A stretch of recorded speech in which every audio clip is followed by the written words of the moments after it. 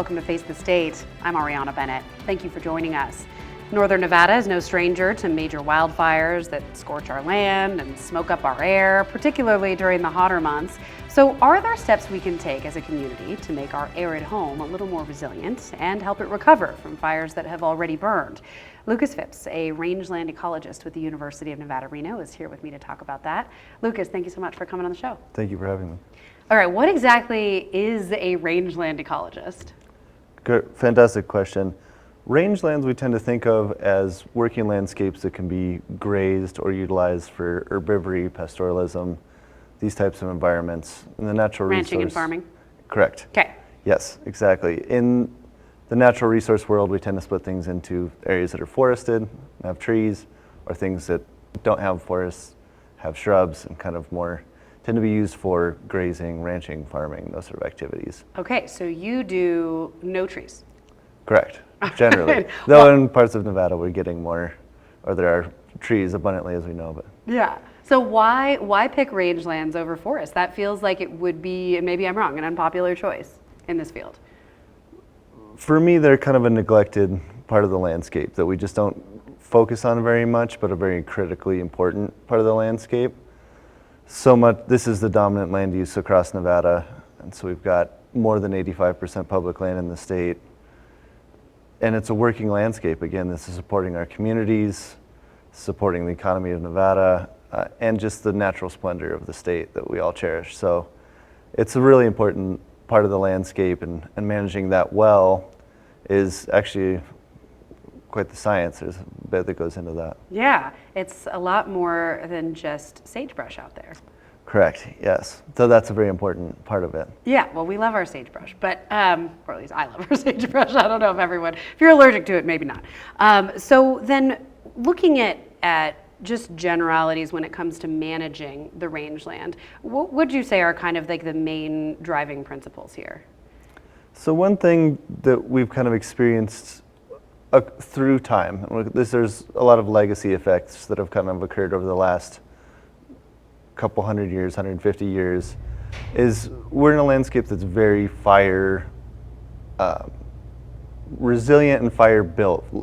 Fire's been on the Nevada landscape for a very long time. It's used to burning, and so the native species we have are very fire resilient. A lot of these deep-rooted perennial bunch grasses that kind of stick around, the larger ones out there, are really good players on the landscape, and that they help water infiltration of the soil when we get our storms that kind of come across.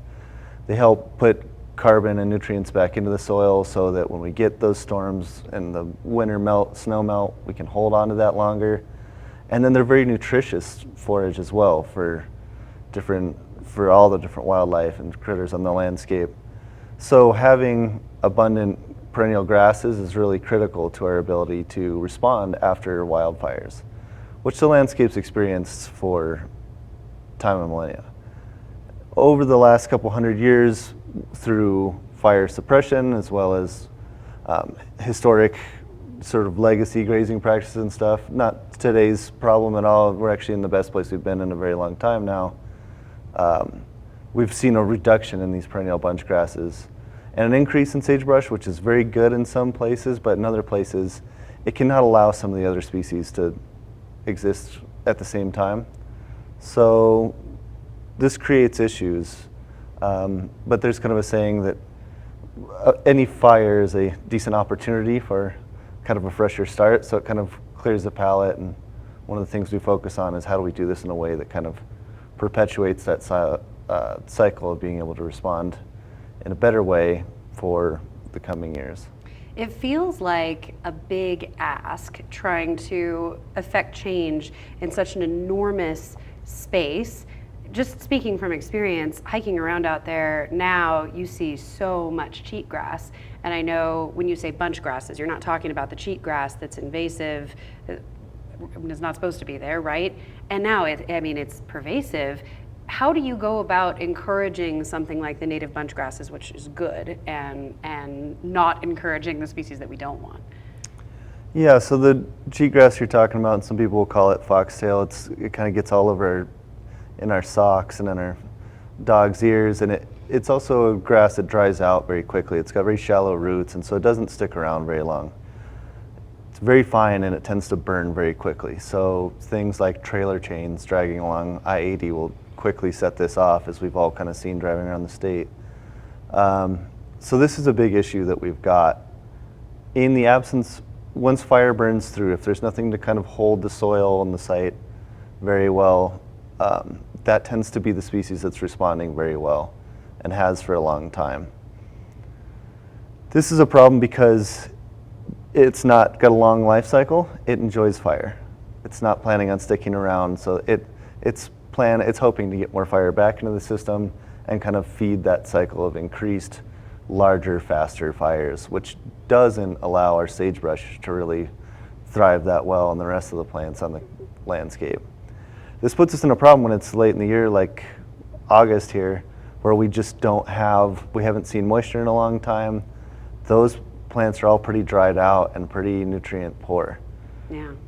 On a landscape scale, we do have some things that are functioning all the way across the state, and these things include grazing and sort of rangeland management, and possibly using the people on the landscape and the livestock and animals on the landscape to be the tool that actually fixes this, rather than sort of a casualty of its existence. It's like getting some herds out there that eat the cheatgrass when it's green, because they're not going to eat it when it's brown, right? Correct. They can be coaxed into that with a little bit of protein supplement, incentive. but yeah. Yeah. Yes, exactly. And it's a non-chemical way to treat this that's supporting our small communities as well. So Okay. it kind of keeps our communities intact, and then we can target this species specifically and encourage the species we want to. Okay. So there's groups across the state that are working on this, and ranching as a whole seem to kind of embrace this pattern. Yeah. I think there is broad buy-in. At least people seem to be on generally the same page about it. When we're talking about fire resiliency, you know, it's a balancing act between fire being a natural part of our ecosystem that actually helps some plants reproduce and all that, and then not having them get out of control. So what's your recommendation then for best practices here for making us more fire, adaptable? So some of the research that I've been doing is trying to identify the condition that the landscape is currently in using satellite technology, so that we can map this across a really vast scale.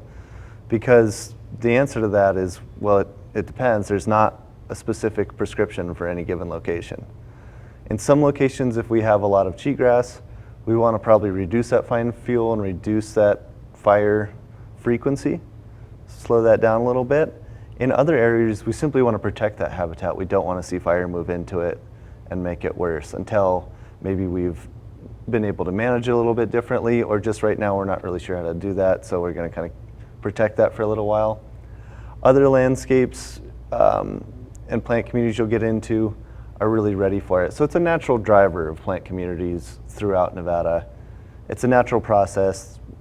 The nutrients will be cycled eventually regardless, but we have multiple tools that can do that as well. That's pretty interesting. I hadn't thought about dividing up the wildland into areas that we're going to protect more heavily and those that we might just allow to burn.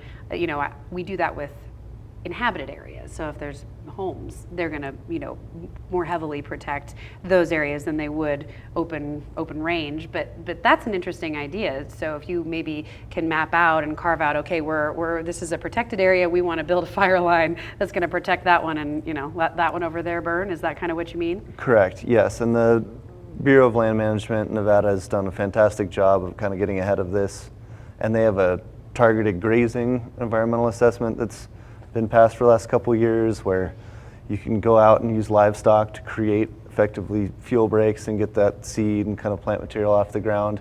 And then we're pioneering some research right now at the university to look at ways of using livestock to spread native seed. So can we, in the protein supplement that we're feeding them to encourage them to eat cheatgrass, can we actually pass native seeds through the rumen and have it distributed that way as well?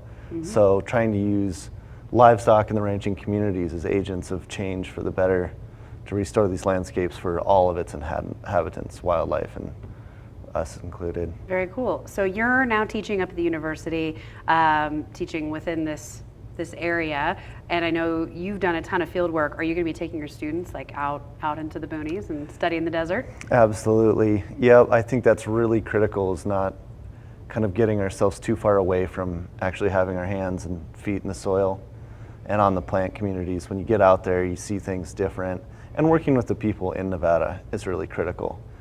UNR is a fantastic place, and there's a lot of learning that can be done there, but where the science really matters is where we can get down and work with the people in the communities in the soil and see things the same way. When we look at it together, it's really easy to meet eyes, and then we're pulling in the same direction, and everything seems to make a lot more sense. I know we just have about a minute and a half left, so for people watching this thinking, this is a great cause and I would love to be a good steward of my rangeland, are there any practices that you would encourage individuals on a small scale to do or stop doing? Yeah, I think just kind of promotion of the native plant communities we have around here, as well as kind of recognition that the public land management agencies are really kind of working, they have a lot of professionals working towards these goals. So fire is a really positive practice, as well as fuels management, and doing that in really thoughtful ways is important. So educating ourselves about these things, controlling our weeds, embracing our native plants and animals on the landscape is kind of really the best thing I think we can do. Okay, any final message before we go to break? I think that's it. I really appreciate having me in. All right, Lucas, thank you so much. Appreciate your time. Thank you, Rihanna. Well, coming up on Face the State, preventing the Truckee River from overflowing its banks is a massive joint effort in our community. How that could include the addition of a new park in East Reno after the break. Good stuff, sir. Thank you. Yeah.